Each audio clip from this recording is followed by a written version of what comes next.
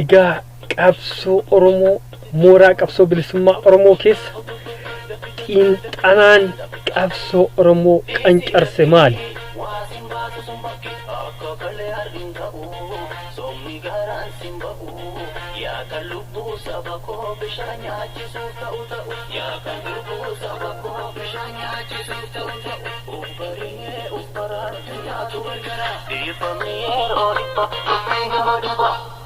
Lala juga sitihima, lala jamara fakatu, lala kiro ketu damhe, lala kapsu tanaratu, lala kayongo takale, lala terbun jalewani.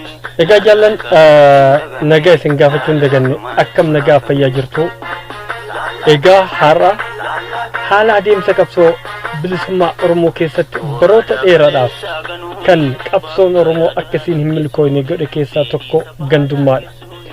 Gandummaa yeroo jedhu gandatti dhalatan qofa osoo hin tahin namoonni akka kutaa keessatti dhalatanii wal qindeessuu fi akka qabsoon Oromoo gara fuulduratti hin tarkaanfanne dantaa ofii qofa tiifachuuf dantaa sabaa dhiisanii cinatti dhiisanii dantaa dhuunfaa isaanii tiifachuuf mooraa qabsoo Oromoo keessatti maadheeffatanii qabsoon Oromoo baroota dheeraadhaaf danqaa taate fedhiin uummata Oromoo akka galma hin geenye godhamte. Wanti sun immoo uummata Oromootii fi qaamota waan san dalaganillee hin milkeessine hanga irratti hin milkoofne jarris. Egaa har'a dhimma mooraa qabsoo Oromoo kaasuuf osoo hin taane akka fakkeenyatti fudhe malee har'a immoo haala adeemsa paartii badhaadhinaa yookaan bilisiginnaa paartii keessatti gandummaa yookaan kutummaan deemaa jiru hanga tokko isin biraan gahuufi. Keessattuu immoo waggoottan lamaan kana dursa yaada gaggabaabsee isinii dhiyeessa. Bilisiginnaan paartiin eessaa dhufe? Dhaabuma kaleessa obbodiyoo ummanni Oromoo itti qabsaa'aa ture, ummata Oromoo ajjeesaa ture, ummata Oromoo saamaa ture, diina wajjiin tahee saamsisaa ture. Kanuma har'a wayyaanee wajjiin biyya keenya, saba keenya, lafa teenya, lafee teenya saammachaa turantu afaan qabsaa'ota ol butee ol fuudhee akka waan qabsoo Oromootiif dhimmamuu of fakkeessee qabsoo Oromootitti abbaa ta'e. Ta'us tooftaan bilisiginnaa yeroo sanitti qabsoo Oromoo akka fudhattu godhe keessaa tokko dhaabni Oromoodhaa yeroo sanitti aangoo san harkaa fudhatee gara fuulduratti tarkaanfachiisu waan hin mul'atiniif. Ta'us dhaabni bilisiginnaa har'a ummata Oromoo gara fuulduratti tarkaanfachiisuu osoo hin taane hawwii fi fedhiin yeroo dheeraa gidduudhaan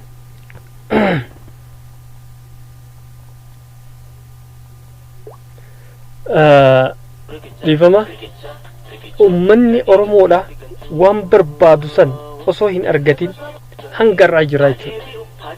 Inumaayyuu sirni nafxanyaa kaleessa ummata Oromoo gabroomse sirni Minilikii fi Haayile Sillaaseedha. Ekiraan isaanii akka mataa ol qabatu sadarkaa godhamu keessa gahee jira.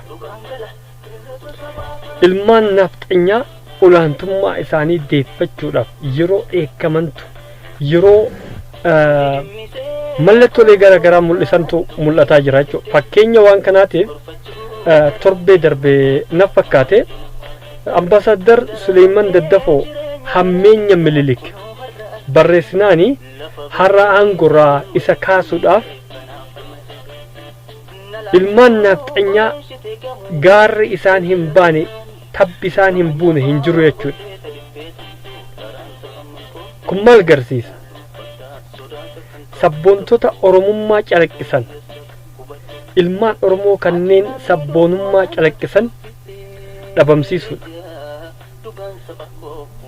Akkasumas arjaa Oromootii fi abbaa qabeenyaa Oromoo obbo Dinquu Dayyaas ilmaan hiyyeessaa Oromoo rakkatte hunda nama bira dhaabatu har'a qabeenya isaa saamuuf saamsisuuf dabarsanii ilmaan nafxanyaatitti kennuuf warroota dibbee sirna kanaatiif dha'uuf kennuuf socho'aa jiran yeroo hedduu bara osoo beeynu osoo garru yaada keenya of qusachaa deemnaa jechuudha. Har'a bilisiginnaan oromummaa walqixxummaa Itoophiyummaa dhiisaatii oromummaa walqixxummaa jedhu sanitti amanaan jirtu. Kun dhugaadha. Hayyoonni Oromootis Oromoo gidduutti walqixxummaan akka jiraatu aangoo federaalaa fi naannoo keessattis saboonni ilmaan Oromoodha. Ilmaan Booranaaf Bareentuu achi keessatti walqixxummaadhaan qooda akka qabaatan kan jedhu keessattuu immoo amantiinis wal qabatee akka namuu achi keessatti qooda fudhatu kan jedhu dhaamamaa ture jechuudha. Haa ta'u warra wanni mul'atu waan faallaadha. Kun immoo eessaanuu qabsoo Oromoo hin ga'u. Fakkeenyaaf shanii fudhachuu dandeessan. Qabsoo Oromoo kutatti galchanii waraanni koreen teeknikaa 723 galchan sun kutaa tokkorraa kan kutaan biroo keessa hin jirre ta'uu hubatamaadha jechuudha.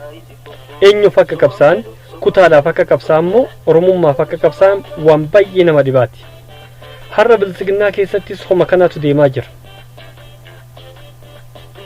Kun immoo qabsoo Oromoo galmaan hin ga'u.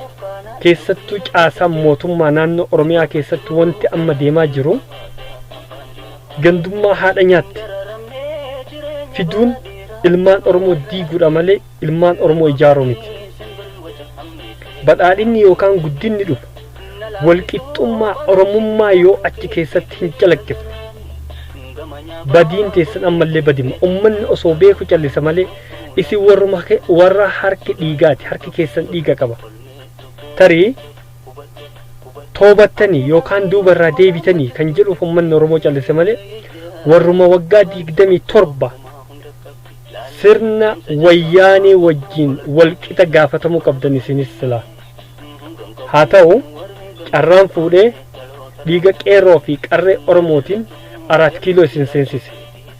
Erga achi seentaniis akkaataa itti Oromoo qoqqooddan Oromoo addaan hirattan tooftaa ittiin umrii dheereffattan gochaa jirtanii waan kanarraa duuba deebi'aa isiniin jechuu barbaade.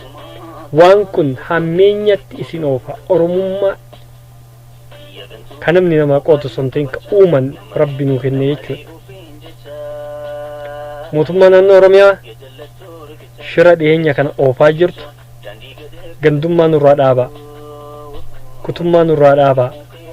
Uummanni Oromoo Oromummaaf qabsaa'e malee gandummaaf namni qabsaa'e hin jiru. Warri akeeka akkasii qabanii ittiin milkooyin isin jechuu barbaade. Waan hordoftaniif galatooma.